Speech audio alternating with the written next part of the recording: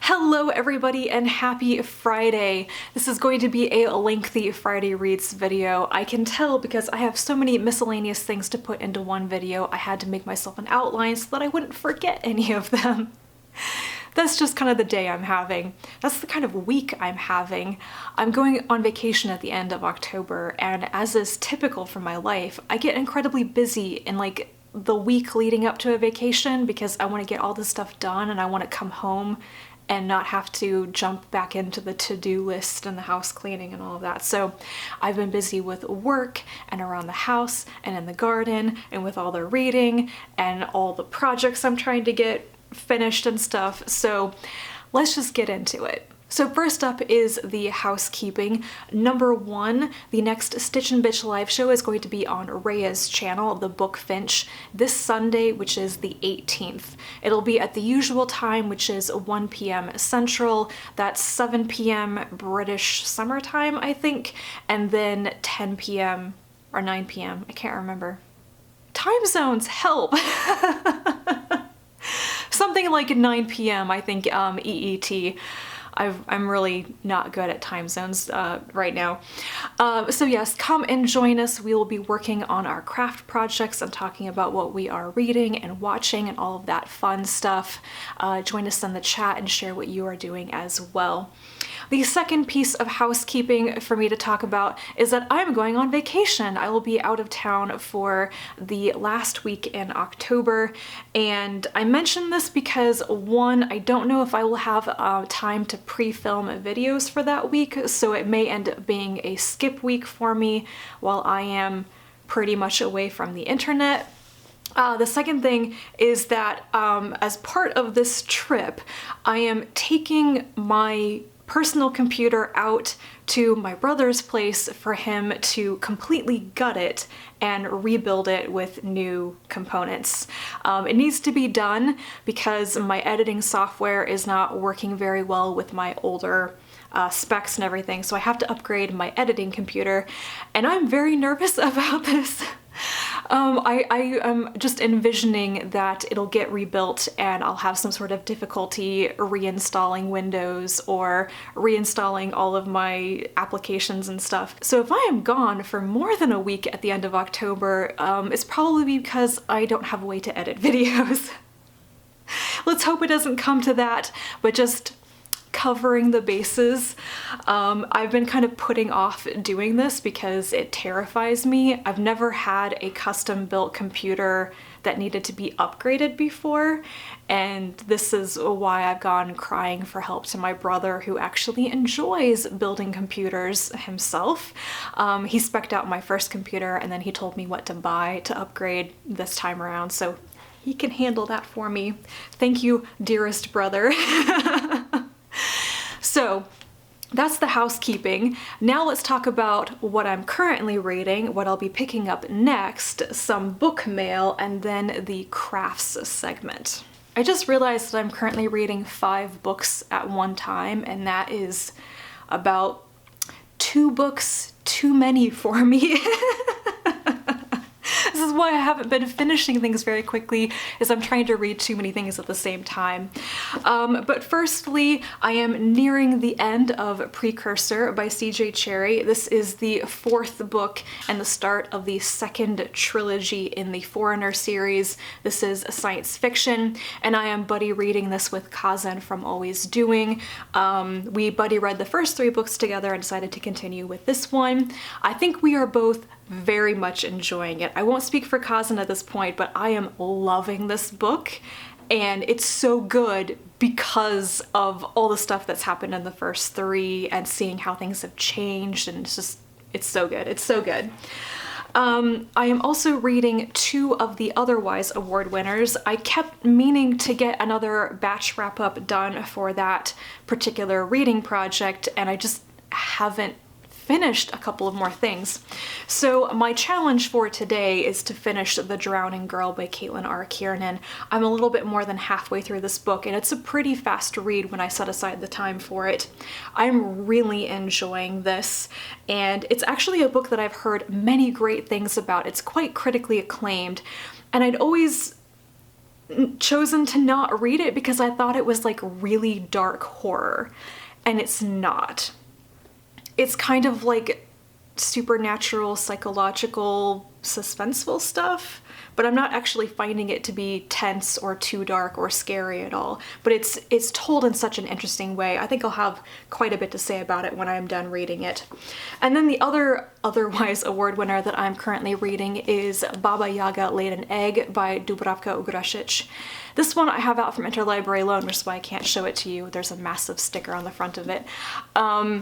And I'm having difficulties with this particular one. It's very choppy and I haven't gotten into the flow of it. I'm not sure what it's actually going to be about. I mean, obviously it's a Baba Yaga retelling, and I think the theme of it is supposed to be kind of confronting nasty stereotypes about old women. And I should find this interesting, but I just can't get into it yet. So that's my other challenge for the next couple of days, is to try to read a decent chunk of this book and make up my mind about it. Because I don't think it's bad, I just think that it hasn't clicked for me yet. And there's usually that point in a book where I go, aha, I know what this is, and then it's much easier after that point, and I just haven't gotten there quite yet with Baba Yaga Laid an Egg. On ebook, I am reading The Red First Light by Linda Nagata. You may recall that this won a Patreon poll for a book that I own that I should read.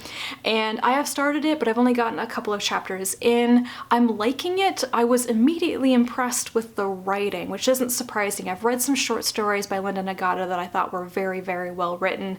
And that inspired me to go look at her back catalog. And she's self-published a lot of novels that look very interesting. So I will definitely read more by her in the future. But so far, First Light it's like near future Earth-based military science fiction, which is not actually the mil SF that I really love. I like military science fiction that's a subgenre of space opera.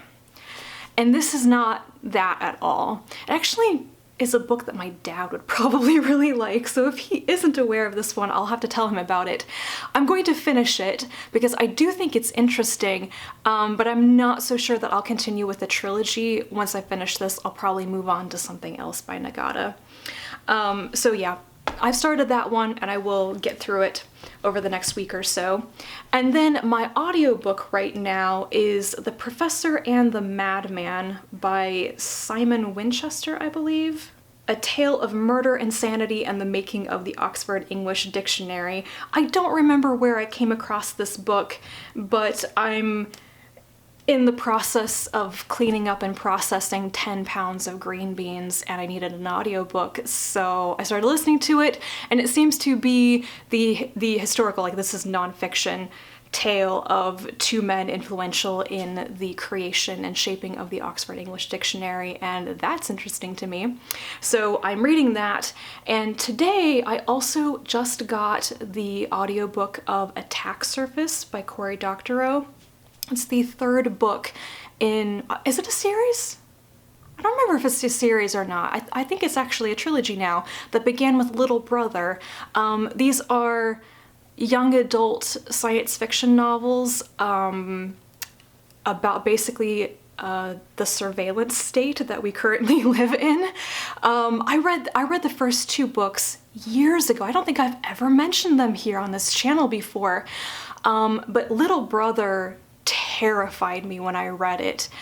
This would be like 5-6 years ago now. It was a really good book and needs to be read by more people. I can't remember the title of the second one, but I thought it was good, but it doesn't stick in my brain the way that Little Brother does. So I had no idea that he'd written a third book, and I backed the Kickstarter for the audiobook version, and I just got that today. So I'll probably queue that up and listen to it when I'm done with my nonfiction audiobook. She says, after picking something else random off of Overdrive, because I'm just like that sometimes. So that segues me into what I'll be picking up next, and that's where I have quite a stack of books here.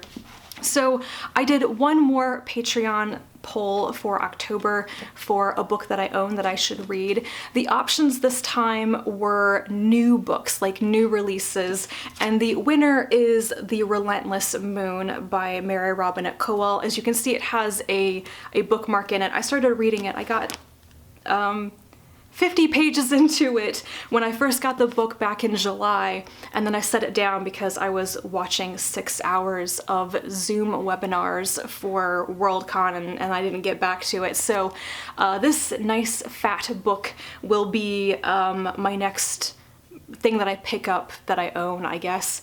I expect this will actually be the book that I take with me on vacation because I plan on taking one physical book with me. So that will probably be this one. This weekend, I am going to start another buddy read of The Hollow Places by T. Kingfisher. I'll be reading this with Rhea from the Book Finch, and it will be my seasonally appropriate scary novel for October, for the Halloween season. And then I have another interlibrary loan that I desperately need to get read, like Baba Yaga Laid an Egg. It's due back in the next 10 days and I can't renew it. So this other one is Oku, the Inner Chambers, Volume 3 by Fumi Yoshinaga, and I can show you the back of it, but not the front of it. This is a manga that is alternate history set in the Tokugawa period in Japan. If I just said that word wrong, I apologize. I think it's the 18th century actually in Japan, and it's about, you know, a timeline where most of the men in Japan are killed by a plague, and women now have most of the roles that men used to have in society, including like female shoguns, but they don't quite remember how things came to be that way or the way that the world was before the plague. And I read the first 2 volumes of this because they were joint winners of the Otherwise Award, and decided to continue on with Volume 3 because I enjoyed it so much. So I need to read that. It only take me an afternoon to read it, so I should get that done. And then I have one more library book that I'll be starting very soon, and that is The Bedlam Stacks by Natasha Pulley. I don't know if this is a... See, I thought it was a sequel to The Watchmaker of Filigree Street, which I'm pretty sure I DNF'd back years ago. But anyway, this is the next pick for a book club, and I probably need to read it in the next 2 weeks or so, so I will have to get on to that. And then, I won't be starting these right away, even though I want to, but as I sat down to film this, I got book mail. I got 2 of the most exciting pre-orders of the year. So I have Black Sun by Rebecca Roanhorse, and oh my goodness, this has one of the most beautiful maps as end pages that I've ever seen in a fantasy novel. Like, I wish that all books with maps had a really big legible map like this one in it, so that's absolutely beautiful. And then I got Phoenix Extravagant by Yoon Ha Lee. I finally have it. And this one is also pretty, but I particularly like the naked hardcover of it because it's my favorite color ever. It's very, very red with like gold lettering, so oh, it's so beautiful. Like I said, I want to read these right away. I'm so excited, but I can't. I've got other things that I need to finish first, so we'll see. Too many books, not enough time, and that stack next to me is about to fall over. Don't fall over. So those are all the books. Now for the last segment, which is an update on all of my knitting and crochet projects. Actually, the most exciting thing that I finally finished this week are the pair of pants that I'm currently wearing, and I'm not going to stand up and show them to you. I'm not going to talk very much about the sewing project because it was bedeviled with mistakes, and it took me like 2 weeks to make a pair of pants. And we'll just leave it at that. They're wearable, they're comfortable, and I made so many mistakes, and I had to call my mother multiple times, crying for help. I was almost in tears once, but she saved me. But I'd rather talk about the knitting, so we're gonna do that instead. So first up is a project that I've never shown you guys because I don't know why, but I started it about 2 weeks ago now and there's enough here to actually show. I fell in love with the Delphinus sweater from the latest issue of Pom Pom Quarterly. Let me see if I can find a proper picture for you. It looks something like that. There's a different version of it. Anyway, I absolutely fell in love with this. I had most of the yarn for it, so I hurried up and got the rest and then found out the other day that I didn't get enough. But I have enough of it started that you can kind of see what it looks like. So it is knit at a very loose gauge. It has fingering weight yarn held double with some mohair silk, so it's very soft and fluffy. It's got cabling on the front and on the sleeves, and it's just plain old reverse stockinette on the back. So I haven't done very much of it. I've done the folded hem and 2 repeats of the cables, and I'm getting very excited about it because it's pretty much just smooth sailing hereafter until I have to split for the sleeves. So I'm very, very excited about that. I think I might have to get some wooden knitting needles though, because both of the yarns that I'm using have silk in them and they're very slippery on metal needles. It's kind of difficult for me to control the stitches when I'm doing the cabling. Like it'll just like fall off the needle. So I have to be very careful about that.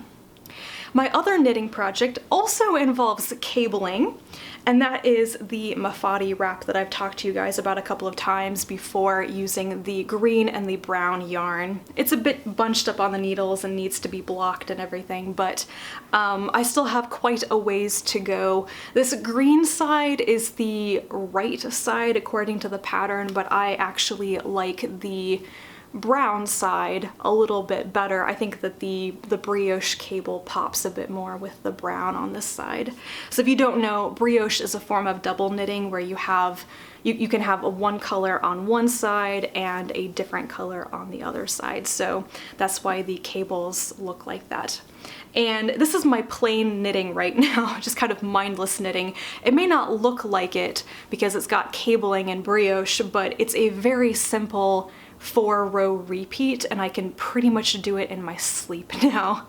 So I have, I think I have 10 more repeats to go with the cable twist. So it's going to be much longer. It's basically a shawl, and of course it will be reversible. So I'm very happy with the way that this has turned out, and I was very worried about the twists in the cables because the first time I did it, it was awful looking, but I've already improved. I think that I may actually be getting into cabling now. And the other project I have to show you is very plain compared to those two. I thought I would show you how the crocheted shawl is coming out. This is the corner to corner V-stitch shawl that I'm doing. I started doing the decreases, so I'm over halfway now. It doesn't look like much, but that's yeah, that's the decrease edge. This is the Drusilla shawl by Faye Dashper Hughes for John Arbin Textiles, and it's been another very soothing, mindless project. So I'm hoping to finish this over the weekend because I'm almost done with my 3rd out of 4 skeins. So I should finish up the main part of it very soon, and then I just have the border to do. And then I will have a nice brown woolly shawl, and it's gotten cold again here again. So I'm actually pulling out all my shawls and wearing them. And that is it for the crafting. Like I said at the beginning of this video, the Stitch and Bitch live show is going to be on Sunday. So if you want to see me working on any of these, that's what I'm going to be doing on Sunday. So yeah, with that, I think I've talked on and nattered quite a bit. So let me know how you are doing. What do you plan on doing this weekend? I'm going to be listening to audiobooks, knitting, and processing a crap ton of green beans. It'll be fun. It'll be fine. I can handle the canning with my mother's help. Thank you guys so much for watching. I will talk to you again soon. And until then, happy reading.